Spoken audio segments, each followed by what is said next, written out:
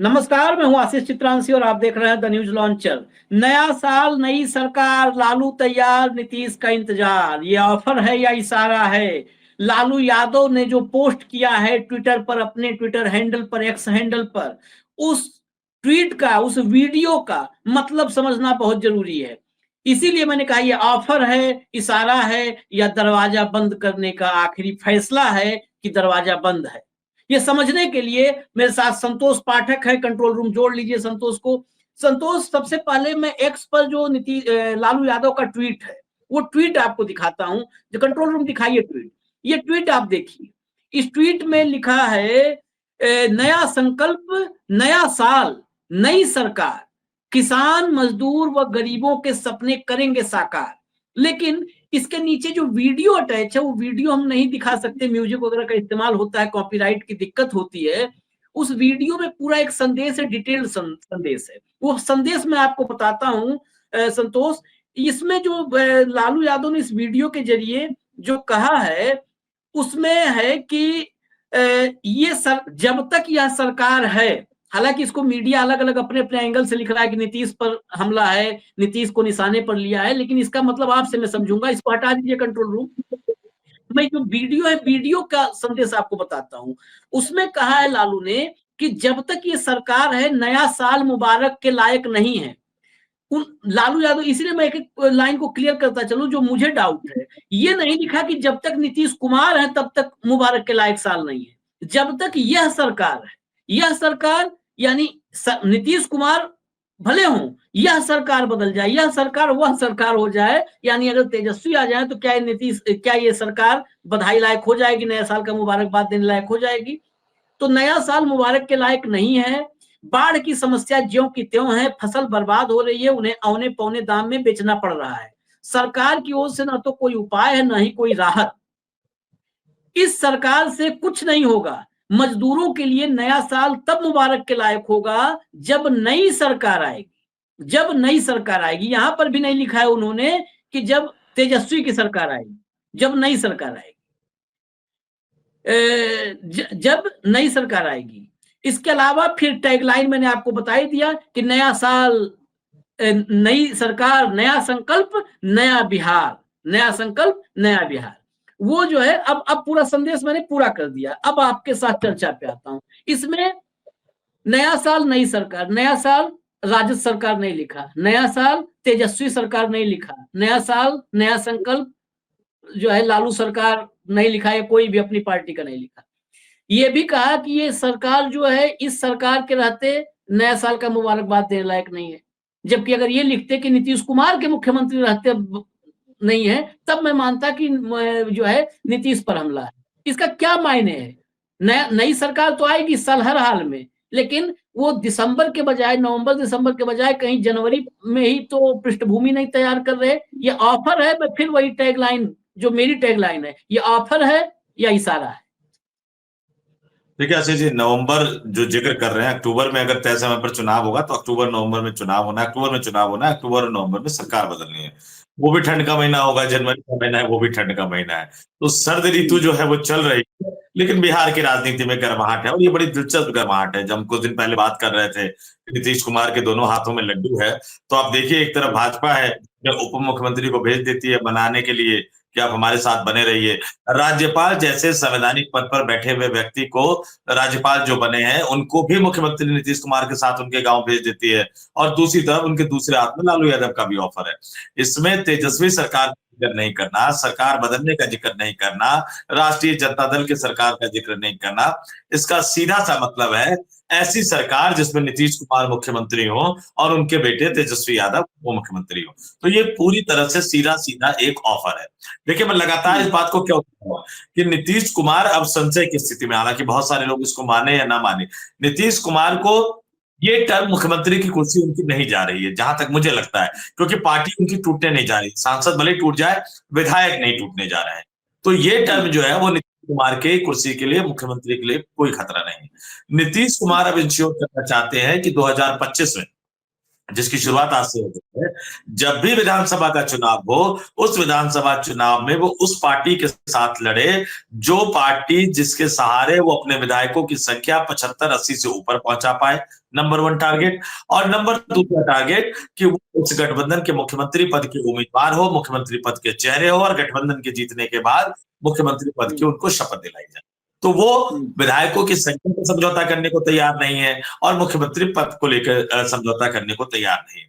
भाजपा पे भरोसा उनका थोड़ा सा कम जरूर हो गया है एकनाथ शिंदे वाले प्रकरण के बाद, लेकिन मैं फिर कहूंगा बिहार बिहार है, महाराष्ट्र महाराष्ट्र है। महाराष्ट्र और बिहार इन दोनों की राजनीति बिल्कुल अलग है। अगर अलग ना होती तो नरेंद्र मोदी और अमित शाह की जोड़ी अब तक बिहार को जीत चुकी होती। वो बिहार को जीत नहीं पा रहे हैं क्योंकि बिहार के मतदाताओं की तासीर अलग है। बिहार के मतदाताओं को पैसे से मतलब नहीं है।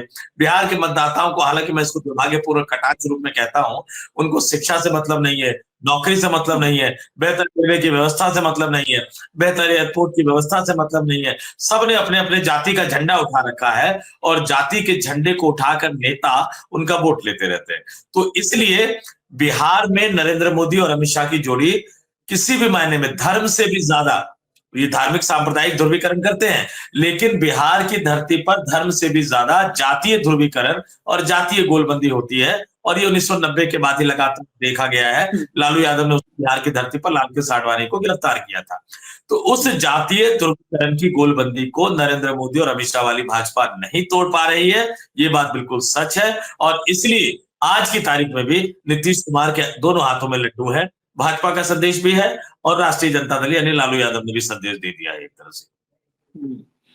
अच्छा, यानी ये कुल मिलाकर के ऑफर आपके मुताबिक ये ऑफर है। और मुझे भी जो समझ में आया, मुझे भी ऑफर ही लग रहा था, यही संदेह मेरे मन में था। लेकिन इसके साथ साथ तेजस्वी एक तरफ कह रहे हैं कि नहीं अब नो एंट्री है, दूसरी तरफ 2-3 बातें एक साथ, तेजस्वी नो एंट्री कर रहे हैं, भाई वीरेंद्र उस परिवार के बड़े करीबी हैं, उनकी घर तक में एक्सेस है, उनके लिए एंट्री है, वो कह रहे हैं कि स्वागत है। मैं एक माले के विधायक है महबूब आलम, बड़े उनको शायद बिहार का सबसे ईमानदार विधायक भी कहा जाता है। कई लोगों से मैंने सुना कि उनकी ईमानदारी की बड़ी चर्चाएं होती हैं। अभी भी बड़े छोटे से घर में, झोपड़ी टाइप के घर में रहते हैं महबूब आलम।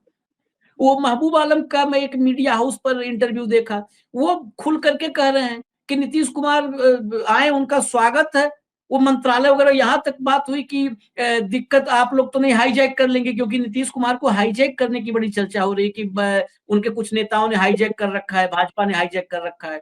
तो रिपोर्टर ने पूछ लिया कि आप लोग हाईजैक तो नहीं कर लोगे आएंगे तो उन्होंने कहा नहीं, हाईजैक जैसी कोई बात ही नहीं, उनका पूरा सम्मान होगा, बकायदे मंत्रिमंडल बटेगा, विभाग बट जाएंगे, अपना अपना सब लोग काम करेंगे नीतीश कुमार की अगुवाई में। यानी उनकी जब मैं बात सुन रहा था तो ऐसे लग रहा था कि सब कुछ हो गया, वो मंत्रिमंडल बंटवारे तक की बात कर रहे थे कि अपने अपने विभाग बांट लेंगे, सब लोग काम करेंगे, नीतीश कुमार जो है सेकुलर छवि को मजबूत करेंगे, वो वहां पर गलत चले गए हैं, उनको ट्रैप में ले लिया गया है।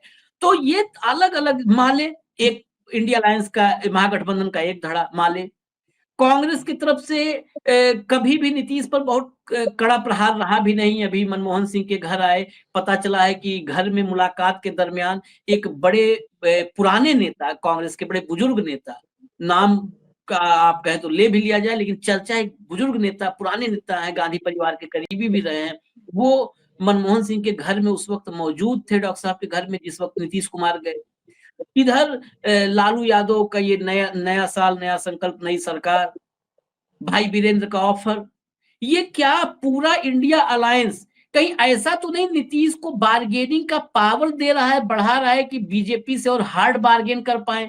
क्योंकि रेड कारपेट जब बिछा देते हैं और जो नेता मतलब महा अवसरवादी होता है, ये नीतीश कुमार की तारीफ मानिए या बुराई मानिए आप, क्या अवसरवादी घनघोर है, अवसरवादी होना नेता, इससे बड़ी तारीफ हो नहीं सकती आजकल के दौर में। हाँ, वही वही उसको तारीफ भी मान लीजिए। तो अगर ये चारों तरफ से कि लालू यादव, भाई वीरेंद्र, महबूब आलम, माले, कांग्रेस, हर तरफ से दिखेगा कि रेड कारपेट बिछाए उधर हमारे लिए, वो तो हमारे लिए पलक पावड़े बिछाए बैठे हुए हैं। तो क्या ये ऐसा तो नहीं है कि नीतीश कुमार गच्चा दे जाएंगे फिर महागठबंधन को, इंडिया अलायंस को, वहीं पर हार्ड बार्गेनिंग कर लेंगे? कहीं ऐसा तो नहीं? देखिए आशीष जी, एक बात तो बिल्कुल तय है कि नीतीश कुमार किसी न किसी एक आदमी को तो गच्चा देंगे। या तो भारतीय जनता पार्टी को गच्चा देंगे जिसके मदद से सरकार चला रहे हैं, मुख्यमंत्री बने हुए हैं, उस भाजपा को गच्चा देंगे जिसने कम विधायक आने के बावजूद भी नीतीश कुमार को मुख्यमंत्री बनाया, राज्यपाल तक बदल दिया, एक नया राज्यपाल बना दिया, मुस्लिम राज्यपाल भेज दिया उनको बनाने के लिए। तो अगर वो लालू यादव के साथ जाएंगे तो निश्चित तौर पर भाजपा को गच्चा देंगे, और अगर वो लालू यादव के साथ नहीं जाएंगे तो लालू यादव को गच्चा देंगे, क्योंकि जितना लालू यादव इंडिया गठबंधन कांग्रेस की तरफ से, माले की तरफ से एक मजबूत गठबंधन सहयोगी है माले जो है कम्युनिस्ट पार्टी, तो अगर उस तरफ नहीं जाएंगे तो उनको गच्चा देंगे। लेकिन हाँ, जब ये आप लालू यादव के तमाम ऑफर सुना रहे थे तो मुझे एक चीज का बड़ा याद आ रहा था कि लालू यादव को एक ऑफर और करना चाहिए था कि हमारे यहाँ इस बार मन लगाने का भी पूरा इंतजाम है, क्योंकि नीतीश कुमार नॉर्मली लगता है तो गठबंधन बदल दिया करते हैं। तो अभी ठीक है, 14 जनवरी का दिन आने में थोड़ा सा समय है, खरमास का दिन चल रहा है, 2025 नए साल की शुरुआत हुई है, सरकार तो बदलनी ही है। लालू यादव इशारा कर रहे हैं लेकिन वो अक्टूबर नवंबर वाला इशारा नहीं है, वो जनवरी वाला इशारा है। फैसला मुख्यमंत्री को करना है, और मुझे लगता है कि शायद ये जनवरी का महीना बहुत महत्वपूर्ण है, जब पटना में ठंड होगी, गुलाबी ठंड होगी उस दिन 14-15 जनवरी को अगर कहा जाए, और चूड़ा दही खाते हुए, और लाई कहा जाता है हमारे बिहार में मकर संक्रांति के दिन, जो चूड़ा दही लाई तिलवा खाते हैं, गुड़ खाते हैं, और सब्जी भी होती है, खिचड़ी भी होती है, चोखा भी होता है, इन सब चीजों को खाते हुए हो सकता है कि उनका मन लग जाए और फिर वो फैसला कर ले या बदल देना चाहिए पाल। एक संतोष, एक जब राजद के लालू यादव के ऑफर की बात है तो एक एंगल पर और मैं दर्शकों को आज ले जाऊंगा, फैक्चुअल बातें हैं, यहाँ पर कोई हवाई बात नहीं है। सुनील कुमार राजद के कोटे से, राजद के एमएलसी थे, उनकी सदस्यता रद्द हो गई थी, वो एमएलसी का उपचुनाव अब आ चुका है। यह कार्यकाल जो है 2026 तक का, 28 जून 26 तक का कार्यकाल है, जो भी यहाँ पर फिर रिप्लेस करेगा जो एमएलसी बनेगा।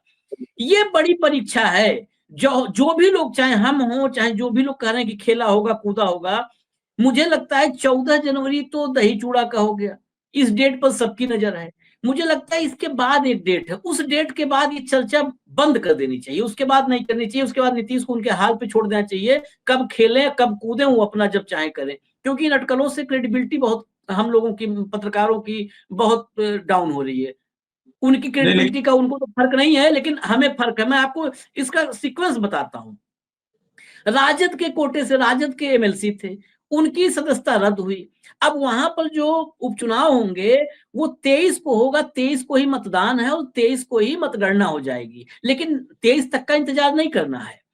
दरअसल 8 जनवरी को जो है अधिसूचना इसके लिए जारी होगी, 13 तक नामांकन होगा, 14 को नामांकन पत्रों की जांच होगी, और 16 तारीख है अंतिम नामांकन वापस लेने की।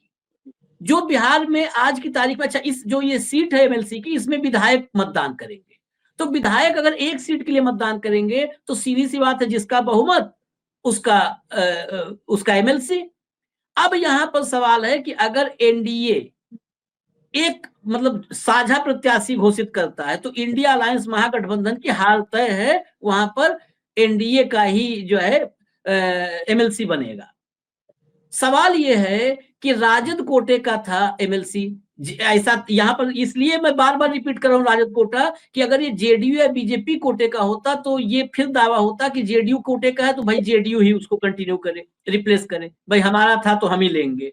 बीजेपी कोटे का होता तो बीजेपी के लिए एक नेचुरल होता है अलायंस में ये समझौता कि भाई बीजेपी का एमएलसी था तो बीजेपी लेगी वो सीट, लेकिन राजद का था तो फिर नीतीश कुमार क्या घुटने टेक देंगे बीजेपी के सामने कि नहीं भाई आप ही ले जाइए, बीजेपी उनसे जबरन ले लेगी ये सीट अपने कोटे में साझा उम्मीदवार के रूप में, या जेडीयू के सामने बीजेपी घुटने टेकेगी, या बीजेपी और जेडीयू दोनों प्रत्याशी उतार देंगे। ये सीट बड़ा इंपॉर्टेंट है, इसीलिए इंपॉर्टेंट है, इस बात को मैं आप ही से समझूंगा, क्योंकि राजद कोटे का है। ये तय कर देगा क्या फाइनली कि खेल कूद की जो बात हम लोग कर रहे हैं ये कूड़े में गई, डस्टबिन में गई, या खेल हो गया, वाकई हो गया। कि मुझे लगता है कि ये कंक्रीट एविडेंस होगा, ये कंक्रीट एविडेंस होगा। अगर यहाँ नीतीश कुमार अपना प्रत्याशी नहीं देते हैं, घुटने टेकते हैं, तो मान लेना चाहिए कि नीतीश के बस में कुछ भी नहीं है, कुछ नहीं कर सकते। संतोष, फाइनल सवाल। मैं जितना बिहार की राजनीति और नीतीश कुमार की राजनीति को समझता हूं, 1-2 सीटें बहुत ज्यादा वो मतलब मायने लेके चलते नहीं है। आरसीपी सिंह केंद्र में मंत्री थे, जेडीयू के कोटे से थे, राज्यसभा भेज देते तो मंत्री बने रहते, राज्यसभा नहीं भेजा, उन्होंने नाराज चल रहे थे उनसे, मंत्री पद से इस्तीफा देना पड़ा। तो जेडीयू के कोटे से जो व्यक्ति मंत्री बना था वो मोदी सरकार में मंत्री रहा नहीं। तो इस एक दो सीट से मैं फिर बार बार कह रहा हूं कि नीतीश कुमार का एकमात्र लक्ष्य खुद को मुख्यमंत्री बनाए रखना और 2025 के विधानसभा चुनाव के बाद भी मुख्यमंत्री पद की 10वीं बार शपथ लेना है, एकमात्र लक्ष्य, इसके अलावा कुछ नहीं। लालू यादव का आज की तारीख में लक्ष्य है कि उनको नीतीश कुमार के सहारे अपने बेटे तेजस्वी यादव को एक नेता के तौर पर, चूंकि लंबे समय तक अगर वो काम कर लेंगे तो एक नेता के तौर पर स्थापित हो जाएंगे। और जो जंगल राज का टैग एक तरह से लालू यादव के परिवार के साथ लग गया है, आरजेडी के साथ लग गया है, वो वाला टैग खत्म हो सके ताकि भविष्य में तेजस्वी यादव बिहार के मुख्यमंत्री बन सके।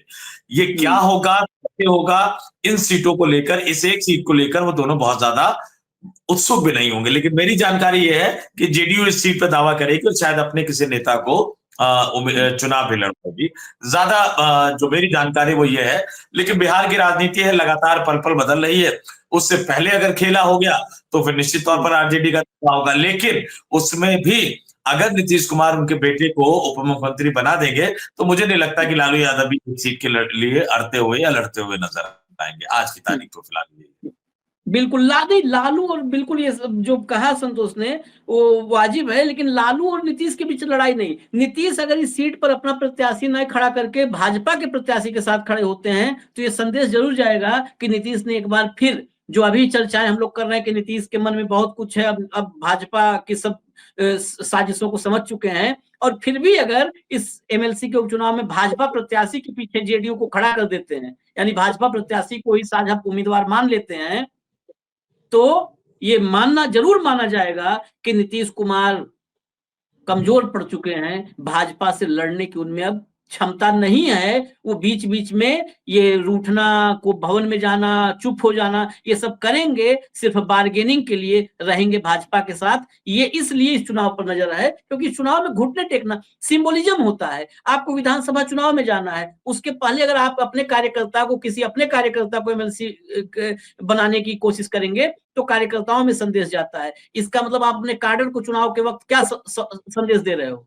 आप संदेश कि आप एक सीट आपके पास है कि भाजपा के से लड़ करके वो सीट पर अपना हक जता ले, लेकिन आप सरेंडर कर दे रहे हो भाजपा के सामने, तो आपके कैडर, आपके कार्यकर्ताओं के लिए, आपके संगठन के लिए एक संकेत होता है कि नहीं, नीतीश बाबू तो भाजपा के ही इशारे पर चलने वाले हैं। ये इसका सबसे बड़ा संदेश इससे निकलेगा, इसलिए उस पर भी हमारी निगाह है। खैर, लालू का ऑफर है या इशारा है, ये सामने आ जाएगा। जनवरी में ही सब साफ हो जाएगा, ज्यादा अब वक्त नहीं बचा है। इजाजत दीजिए हमें। संतोष, बहुत बहुत धन्यवाद आपका। नमस्कार।